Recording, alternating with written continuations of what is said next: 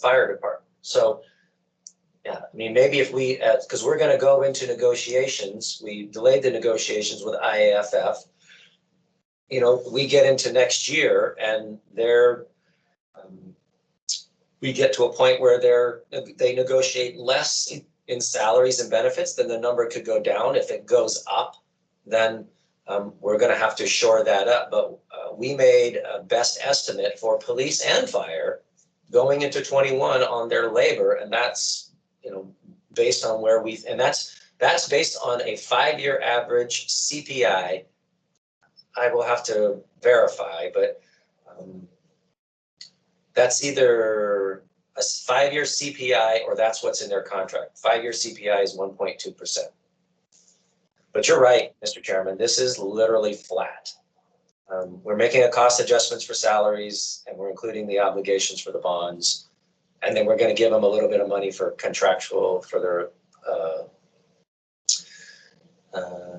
fiscals. Now, that being said, remember that one of the other, I think, increased costs that the fire department incurs is related to their EMS services, their technology, their equipment, their gurneys, their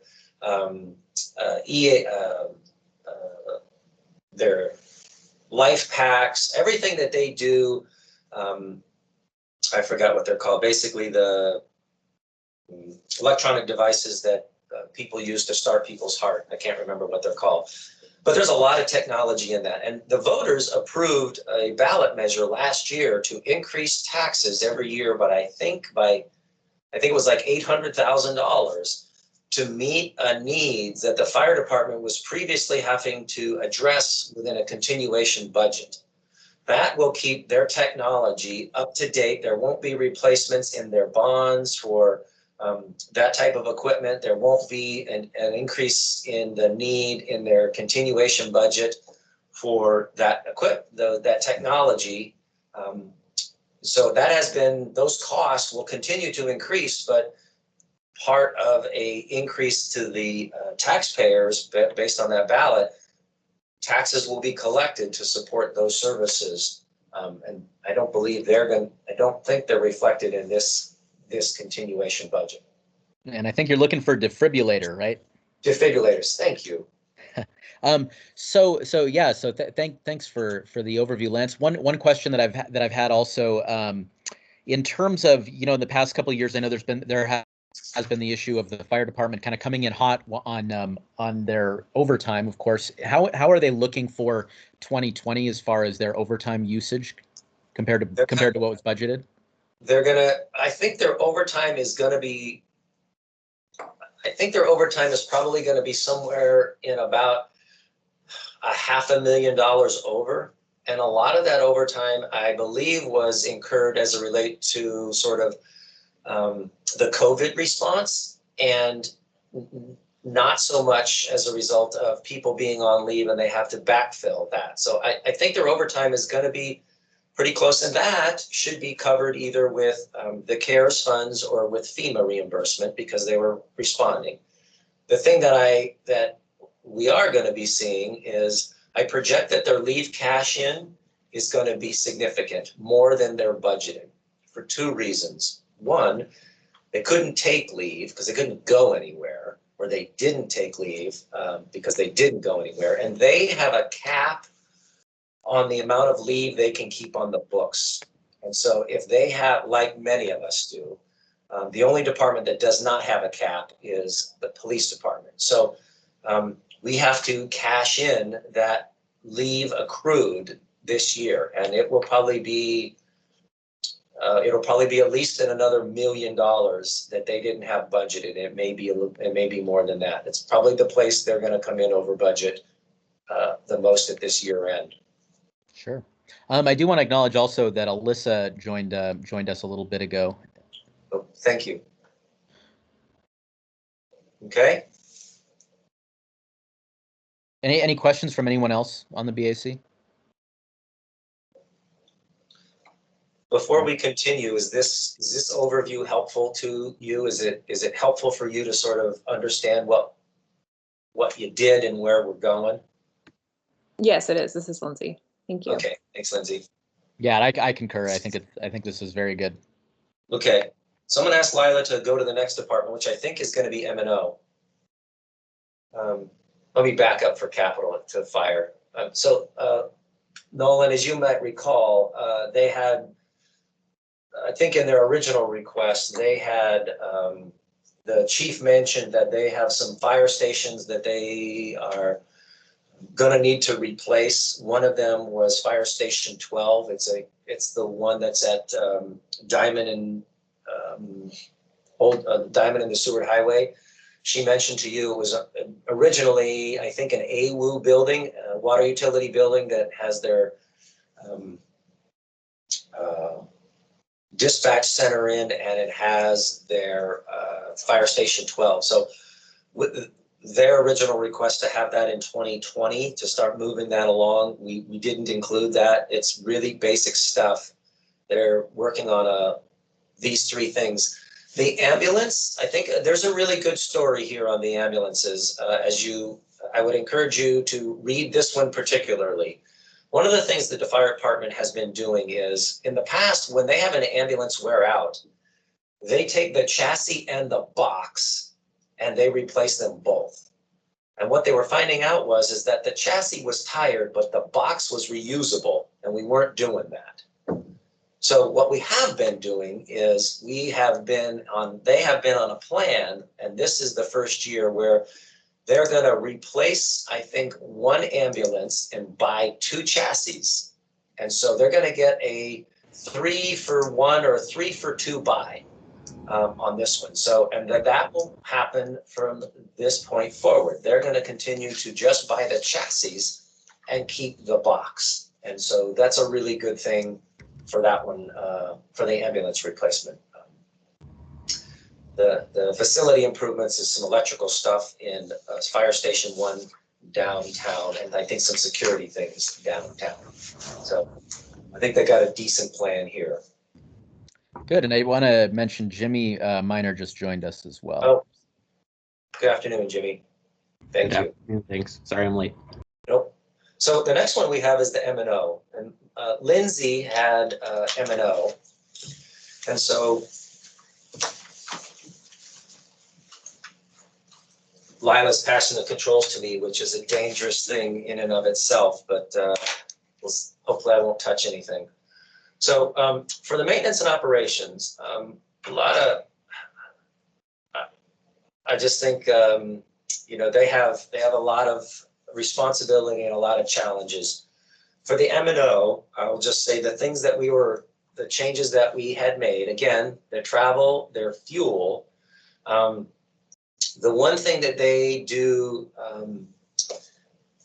they have a road survey that basically takes a condition assessment all municipal streets, and it's done by a contractor service. We do it every 3 years. So we gave them a hit of money to do it. It got done. They won't have that money next year, so we took it out. They had a workman's comp settlement, I think similar to police or fire. So we took that out. The thing that Alan did last year is Alan Chkowski is he had in 1Q, we were trying to get to a balanced budget, and we modified the fuel, we modified the travel. We also recognized if we had some positions that were not filled, could the department keep them open? And Alan had 3, and as you read through these, many departments did. I think planning had one, and purchasing had some, but basically Alan plans to fill those in 21. I can't remember exactly what they were, but I think that 2 of them were heavy duty mechanics. He just couldn't find qualified people that could pass a drug test. So that was a tough thing. And so he's asking for those people back. We're giving him those people. And then Alan, we had some money that related to some maintenance out at Chugach Eagle River Center related to the health. So we kind of made him whole to start off. As you know, that M&O has an $88 million budget. You can see that at the top. $45 million of that is debt service for roads. So really, he only has about $43 million to do whatever he does. And then I think of that 45 million, about half of it goes out on the street to contractors. He only keeps, I think, 11 million of that to pay the municipal employees for the stuff that they do. So as part of the 45 million, they're adding, while we're retiring debt, we're adding debt of $400,000. That's pretty much road bonds and facilities, but mostly all roads. Then we made some changes in his shop, his personnel, his overtime. We talked about that, same.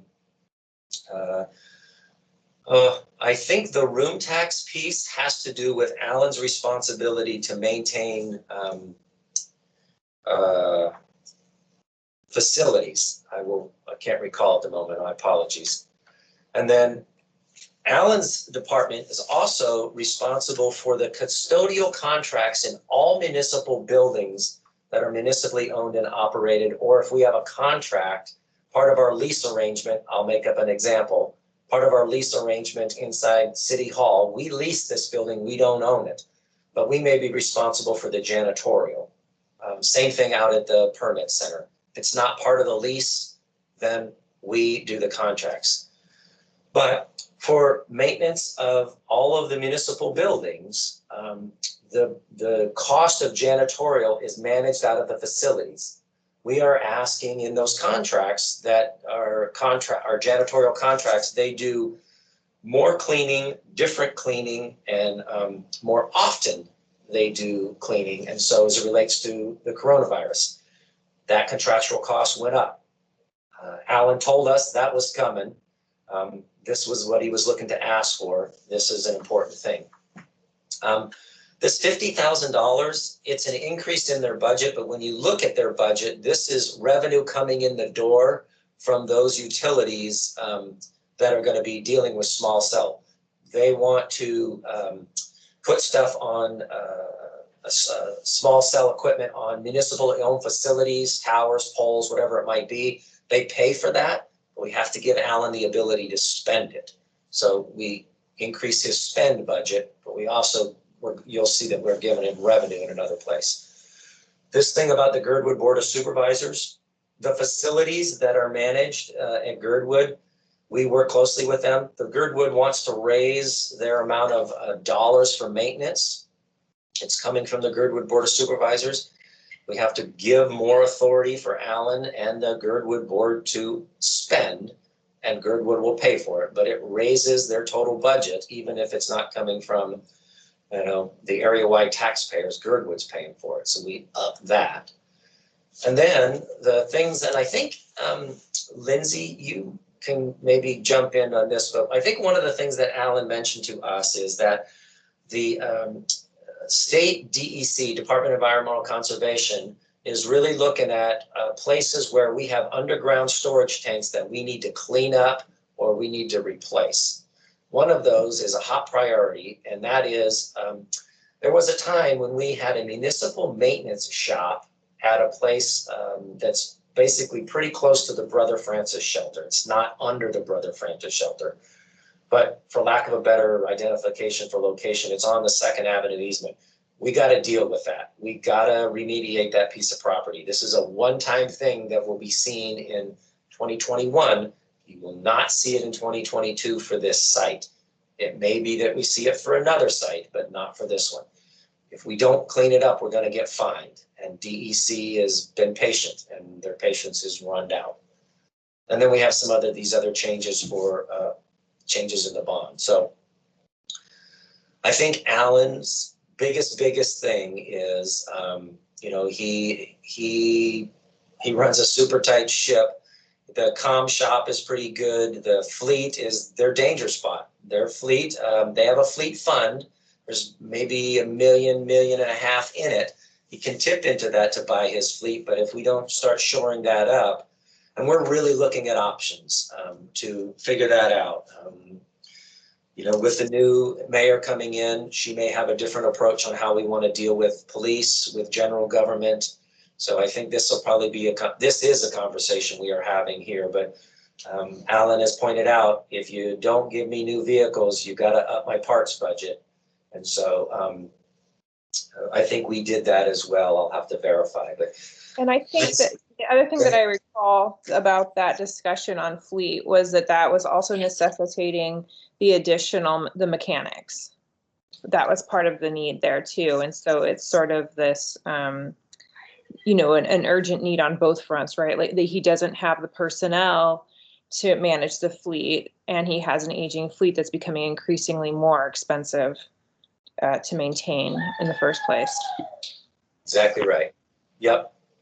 So I will say, Lindsay, that what we did is in his continuation budget, I think his parts got bumped up because we knew of his aging fleet. I mean, it's a continuation cost that we know that he's going to incur. So that is the case. So I think we did that, but we didn't give him extra money for that, and we weren't able. I think the dollar numbers that he had in his proposed budget was 2.3 million in his operating budget that he's going to convert to capital. The thing that we didn't know at the time was that 2.3 would be great if he just dealt with general government and heavy duty. If he has to do police, general government, and heavy duty, everybody's going to get less. We're going to buy cop cars. Cop cars are going to have to be dealt with differently. But instead of buying 36 of them with $2.5 million, he's going to maybe have to buy less. So I think and at the same time, we allowed him to, or he's able to hold those vacant positions over. Yep. So I think he's going to need those mechanics. We gave him some more parts money. And you know what? Even if he has the mechanics and he has the parts and we are able to give him some fleet, I mean, that's kind of like a new day for him, because the fleet is still going to be aging next year until those new rigs come in the door. He's got to do it. And a lot of that mechanic work is not just engine work. I think he goes through 60 transmissions in cop cars a year. And I think he probably goes through 20 engines a year in cop cars. So, but let's see, I think in his snow removal, you know, his snow removal budget, his contracting budget, we're not touching any of that, so that shouldn't change. And we're based on a normal snow year. His pothole budget's not changing. I think in his capital side, he's got some big stuff going on there. But I think on his operating side, you're exactly right. I mean, the fleet is his attention getter right now. Yep. Is there? If there's no questions on this one, or Lindsay, if I forgot something or you remember something, let me know. But I think I think your points are super important when the BAC might be putting together some resolution on the matter, but just FYI. So can we talk about their capital program really quick? Yeah, keep it rolling. All right, thank you.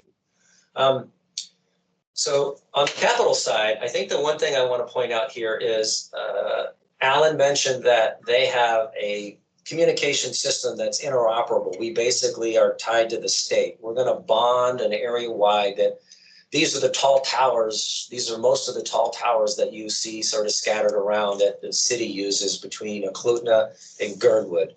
And we're sort of matching or keeping in step with this network connects to the state as a whole. The next one's probably an important one, and that is there has been conversations for a very long time, decades, to what we're going to do with the health department building. And there had been a plan to move the health department to another location. the timing of that is not coming to fruition to bond for that next year for a move. How that might happen or where that might happen is we're sort of having to take a step back on those original plans. But one thing that we do, the administration is recommending that we do is the health department needs to stay in their existing building, at least for the time being. And if they're going to stay there for at least the next year or two, the boilers in that building are, I don't know, I think they're 30 years old. You can't even buy parts. We're making parts for them. So their point would be we're going to replace the boilers and address some of the immediate sort of HVAC and safety issues.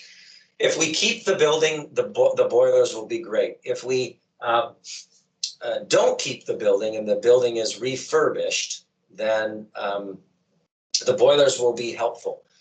If the decision is we don't keep the building and the building is torn down, the boilers can be taken out and used again.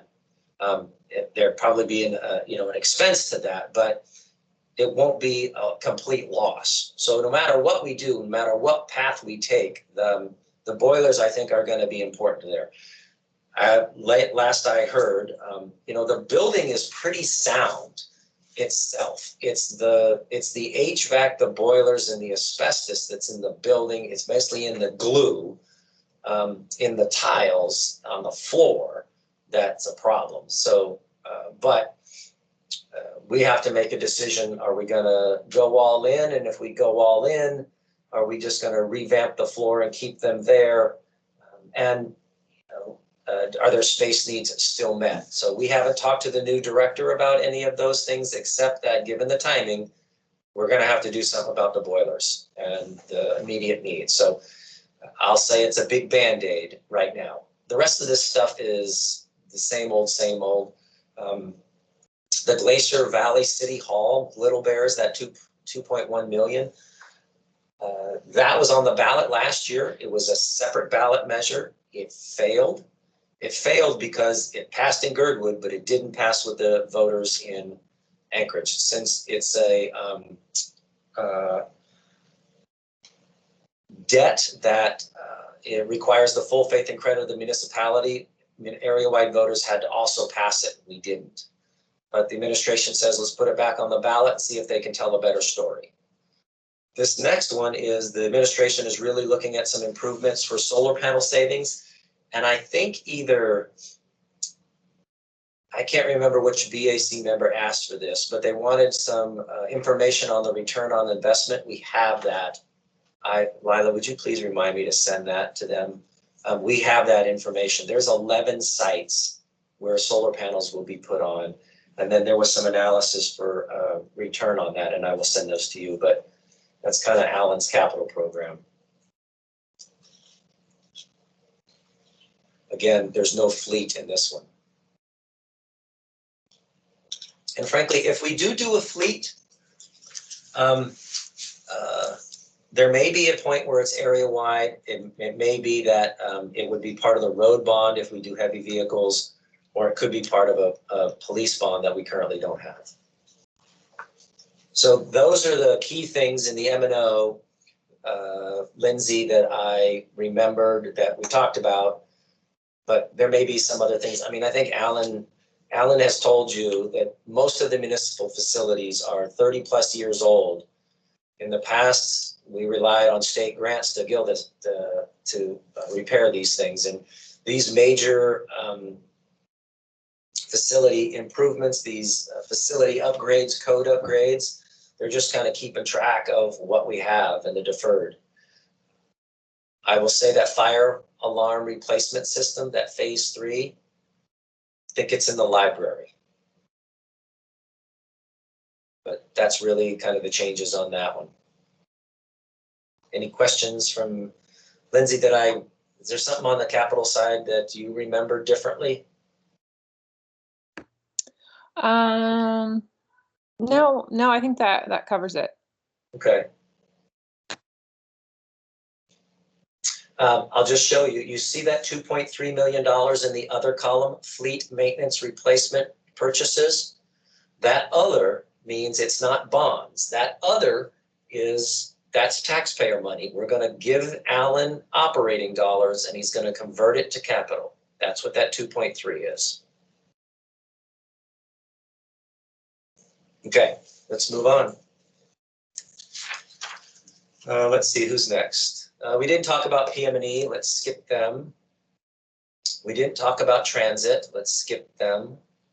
Hey, Lance. Yep. Yeah, we have a question in the chat from Alyssa about asking whether the remediation project was triggered by an event. What was it triggered by? Whether it was triggered by an event, a specific event that happened that required remediation. Oh, no.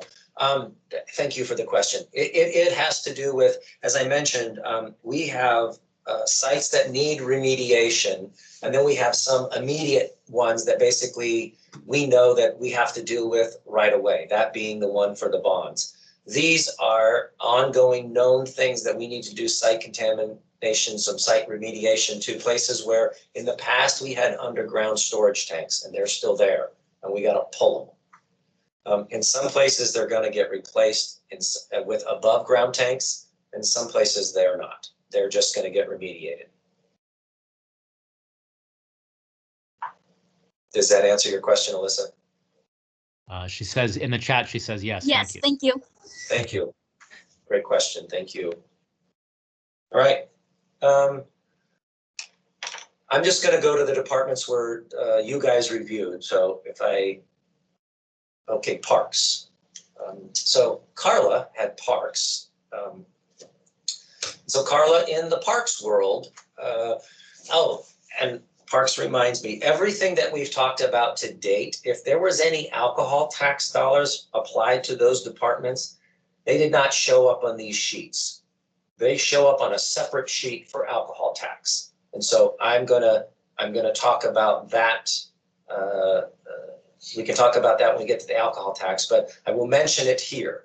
So Carla and members, for parks, what we did here, we had some fuel, but in parks, in first quarter, and this might change again, but in first quarter, we recognized that they had some vacancies and that they had closures to a lot of their camps. They had plans to hire people, part-time people to run summer camps,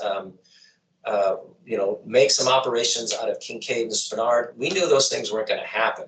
So we reduced their budget by $412,000. At the point we built this and sent it to the assembly, we're planning that those things might be open starting next year. Depending on how things pan out, we may be back in first quarter taking this back. We've taken it away. But in October, we put it back in there. So that's just what that one illustrates. Josh does have some bonds, some salary adjustments. Most of his people he's got a blend of bargaining units. And then we modified his overtime. I think the room tax contribution to him was down. I honestly can't remember specifically what that $8,500 is for. This next one here is, it's a zero net change in the overall operating budget. But what happens is that the parks had the dollars in theirs to pay for the contract of the ice rink facilities. And Economic and Community Development has the responsibility to pay those contracts and those facilities for everything else at Ben Boeke and Sullivan except the ice. And so we just moved it out of parks. When you look at Economic and Community Development, you'll see an $80,000 increase. So in general government, it's a no net gain or no net loss, just a movement of who's actually paying for it. That's what that's about. And then one of the things that we are going to do is we're going to move the cemetery, which is currently under the health department, and we're going to move it to Parks and Rec. So Parks looks like they're getting a $500,000 bump. But what you'll see is health is going to get a $500,000 reduction. At the end of the day, general government doesn't see a plus or minus. That's just a move. That was an executive decision And Josh, I think, it's going to fit well. Most of that's grounds, kind of keeping sort of equipment, and that's what Parks and Rec does. There was a time when it was in Parks and Rec, and Wyatt, and when it moved to health, it's kind of been back and forth. So that's what that's about, Carla. Josh wasn't thinking about that. And Tasha, I don't think that the health department may have mentioned, yeah, we're thinking about getting rid of the cemetery, moving it to parks. I can't remember. But I think that might have been in play, but that's what happened. And then for Parks and Rec, this is what we're going to do here. Carla, one of the things I want to point out is in the Parks and Rec budget, they have like $380,000 or $400,000 we put in their 2020 budget for camp cleanup from April through October. In the past, all of that camp cleanup was shown as a one-time expense. Do we keep it in? And so since it was a one-time expense, when the next budget would come up, we would take it out. And then the administration says, let's do it again. So we put it back in, and then we took it out. Well, for this budget, what they had in 2020, that $385,000 for camp cleanup between October and November, it's part of their now continuation. So they're going to do that business. But what you will see is we're going to start doing year-round camp cleanup. The dollars for the year-round camp cleanup, since it's above and beyond what was in the 2020 budget, and there was a connection made that part of that year-round camp cleanup is necessitated, due to homelessness and things that are related to alcohol, treatment, addiction, and homelessness. So we're going to use alcohol tax to add $700,000 to Parks and Rec to do year-round camp cleanup next year. It includes storage, it includes an amped up effort. So year-round camp cleanup will be shown in Parks and Rec, but it will be part of their, it's not shown here. But I think inside Parks and Rec, that's where they're going on their operating side. There's no change in their services. But basically, I think that is the stuff in Parks and Rec on their operating side. They have a capital budget, but Carla, do you remember anything else inside the parks in our conversations with Josh? Anything else in the way of, I know that we talked about preventative maintenance, that they wanted to bump that up. Lance, I do have a question though regarding moving, let's just say the cemetery from health to Parks and Rec. Can everybody hear me? Yes, Hello? I can hear you. Oh, Yeah. Okay. I was like, did I unmute? I'm not sure. So I get that it aligns better with Parks and Rec. It is actually called a park, right? Yeah. But usually a move like this, to me, would only be done if there's some kind of economies of scale. If we're moving the exact same amount of money from one place to the other, what is the advantage? I mean, Parks and Rec already has a really large, it's doing the deep dive, I realized how involved and how big it is, and now we've just made it bigger. So if there's not going to be a reduction in money from moving it from health over to Parks and Rec due to economies of scale, what was the purpose of it? So two parts. Excellent question. Josh brought this up in the presentation. He backed me up when I was trying to explain this. But so I think what's going to happen is, well, first of all, they have other equipment that the parks, that the cemetery can be using to basically expedite the services that are going on over there. Josh also made some comments that if this actually passes and we do actually make this move and reorg and the assembly agrees to it, he's looking at potentially some staff changes in their supervisory side, where he might be able to do get more for his money in other services inside parks. But I don't want to speak for him, but I will follow up. That's an excellent question. And Josh he brought that up when he was explaining where the benefits could be to this. Let me follow up with Josh and get back to you. That's a really good question. And he had a really good answer. I just can't remember it. Yeah, and then the only other thing, like I said, him and planning both were talking about the preventative maintenance Yes. bumped up, and that would help them, you know, to be able to not have to be putting out fires constantly of broken equipment or things like that. So I think that was what he was asking for when we did the deep dive. Yeah, let me see if there was any part of that in his continuation, additional dollars in preventive maintenance, and then if not, I will let you know. But thank you for the recollection. Thank you. You're right. Yep. And then I'll also go back to see if he actually asked for it. I want to make sure that he did. Okay. And I'll get back to you, and I'll get back to everybody on the parks question about the efficiencies. That's an excellent question. Okay, thank you, Lance. Yeah, no, thank you. And then on the capital side, honestly, it's pretty vanilla in here. Many of these things are sort of ongoing. I'll just say, Josh has been working on Campbell Creek and Chester Creek, basically paving and putting better signs in. I don't know if many of you have noticed inside Kincaid Park or on the trails, there's a lot of new signage. I think they really started in Rush and Jack. They're these massive posts with better signs, better maps. Hopefully you've seen the benefit of those as they get done, replaced. He's got some park improvements scattered all around. You can look at the descriptions of these.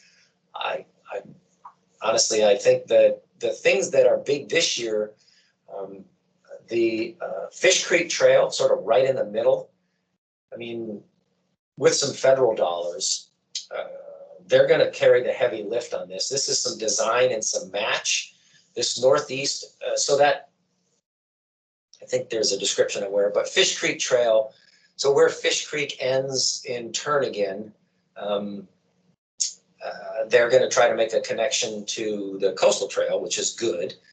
And then the other one is the northeast. This is on the Tudor Muldoon curve on the south side to provide a trail connection to Chugach Foothills subdivision back around the corner towards Benny Benson.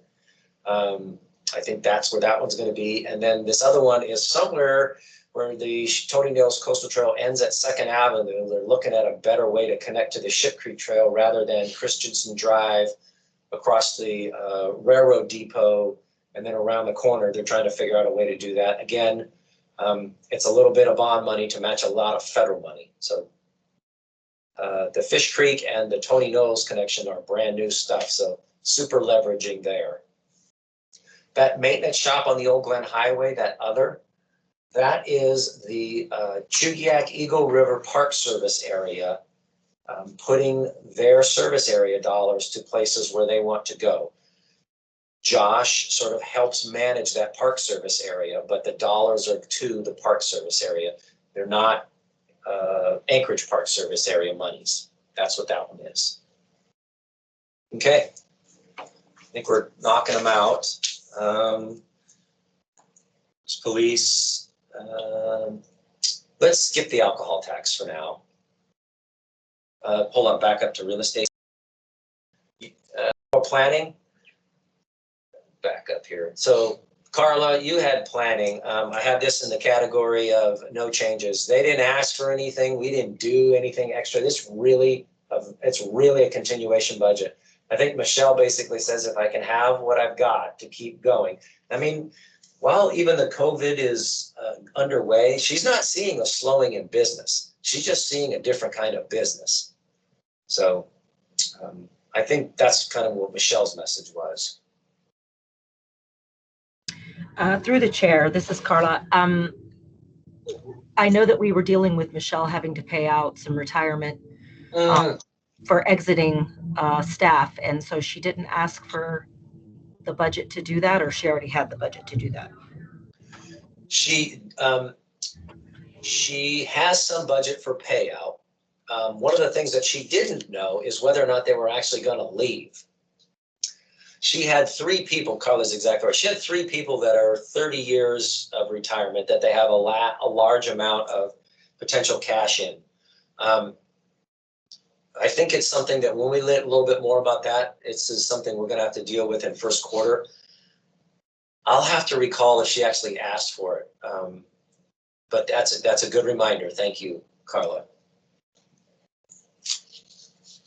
Yeah, the way that works is if people leave and she doesn't have the budget, she pays them out, and then we have to true them up at the end of the year. If they asked for it and didn't get it, and we knew it was coming, we know they're going to overrun.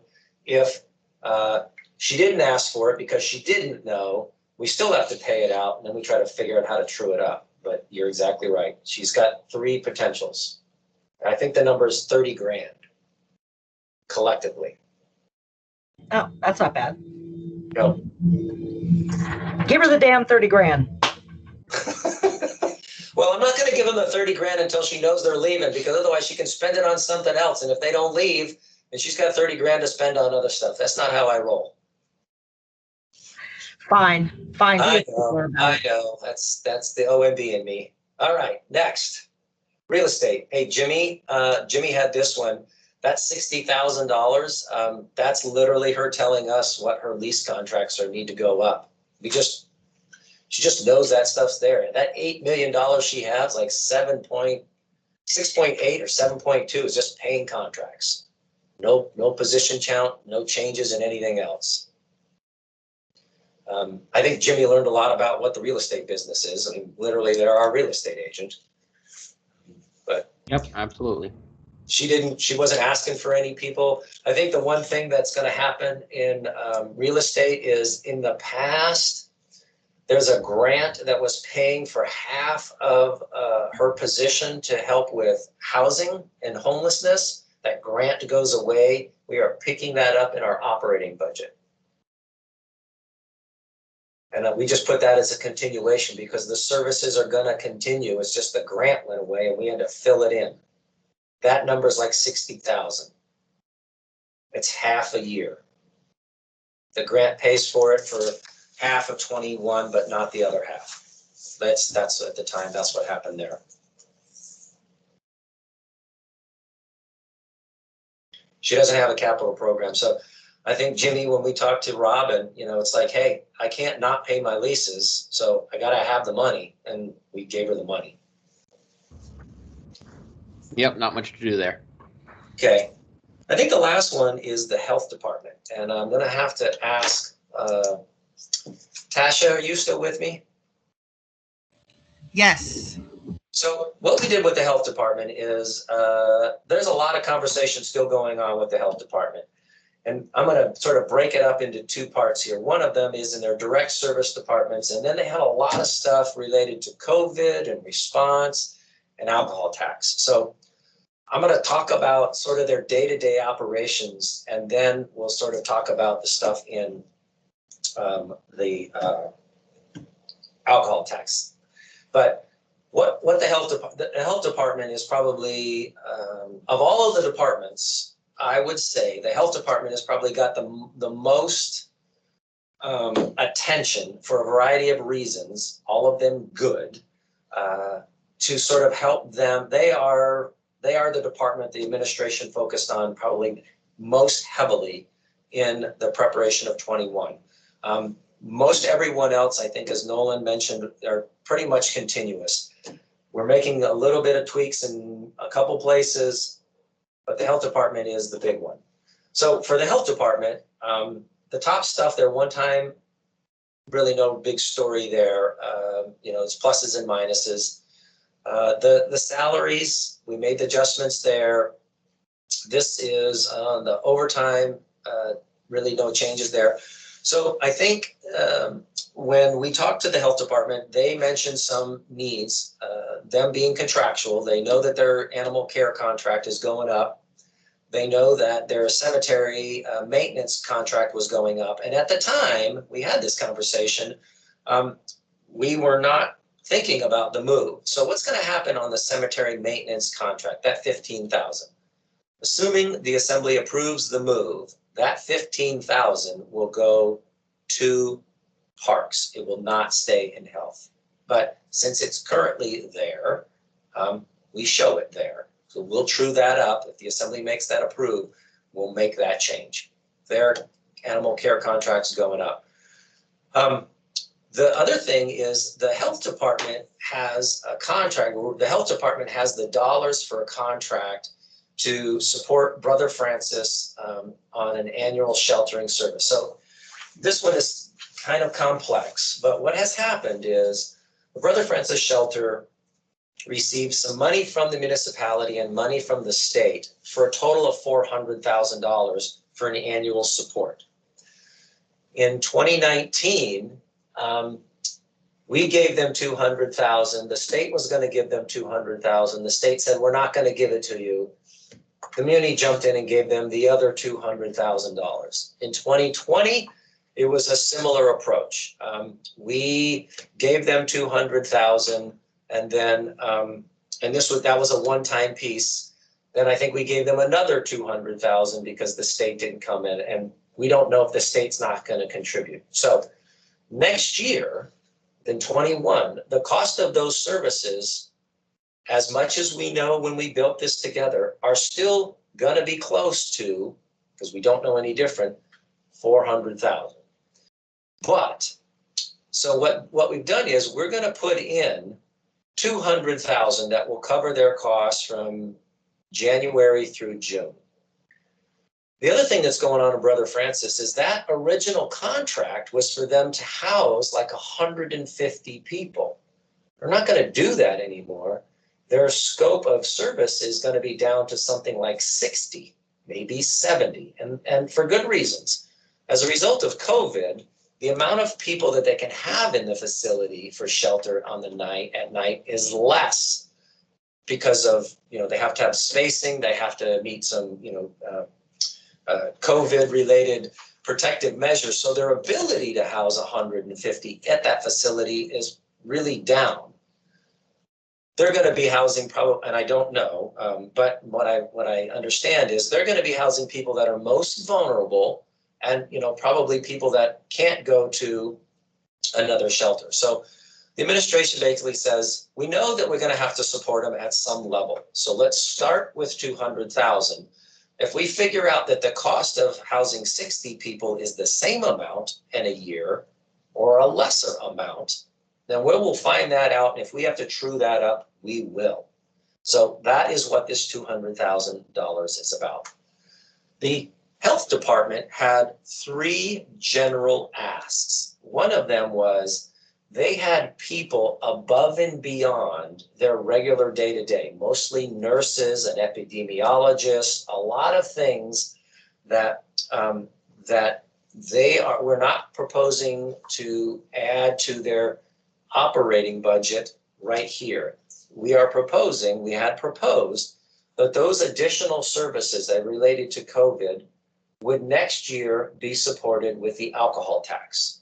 There's some conversations. The reaction from the assembly is, wait a second, I don't think all of that stuff is legit.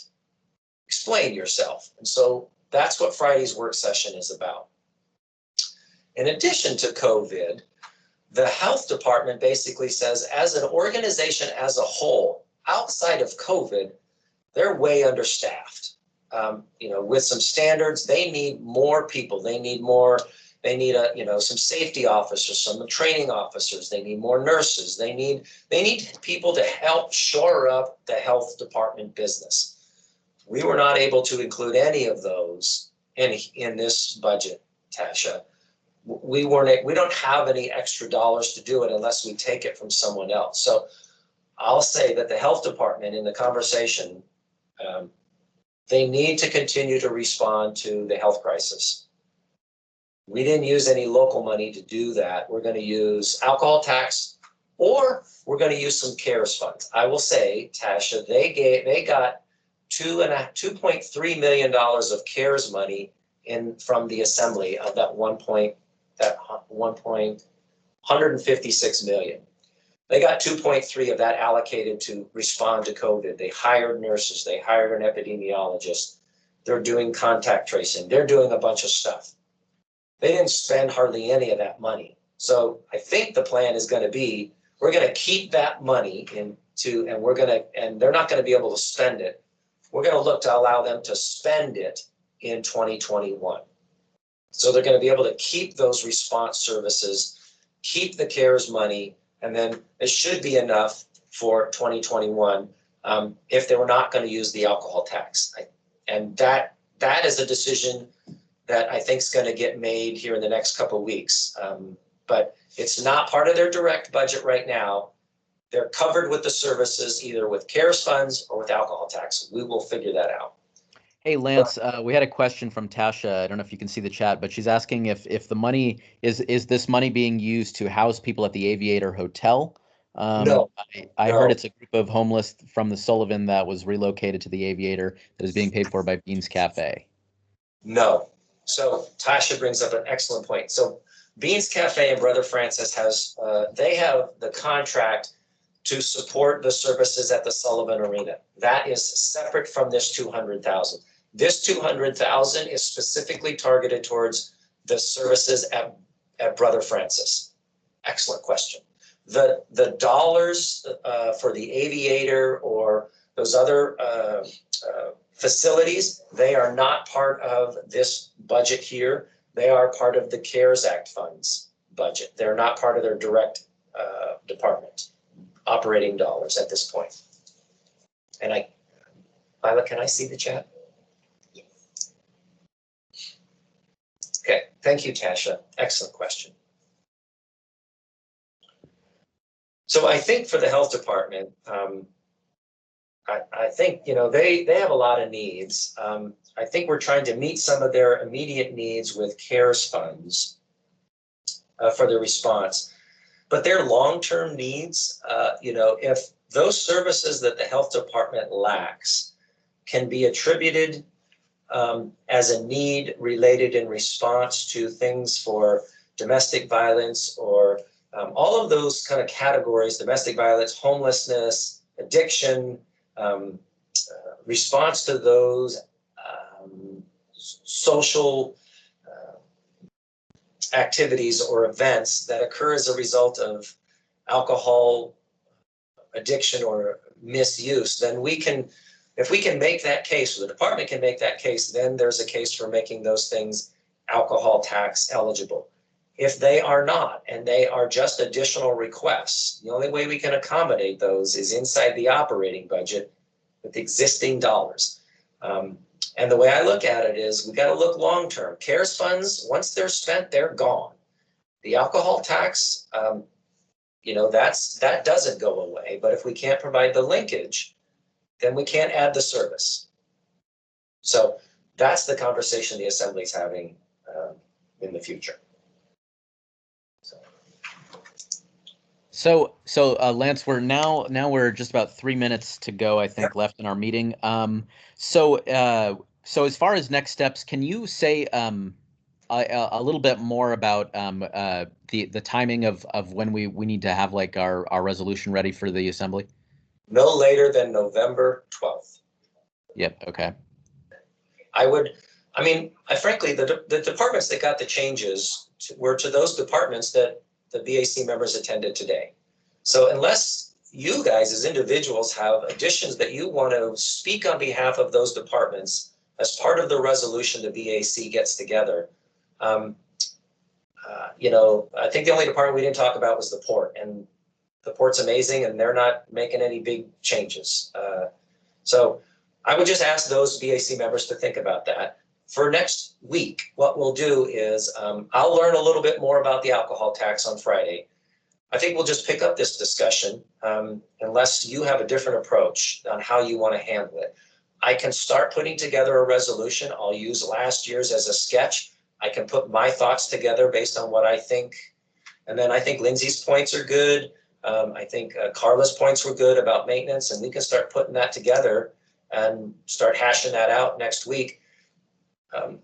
I think that's the right thing to do. And if you and Alyssa have a different approach, let me know. But that's kind of where I thought we could go. Okay.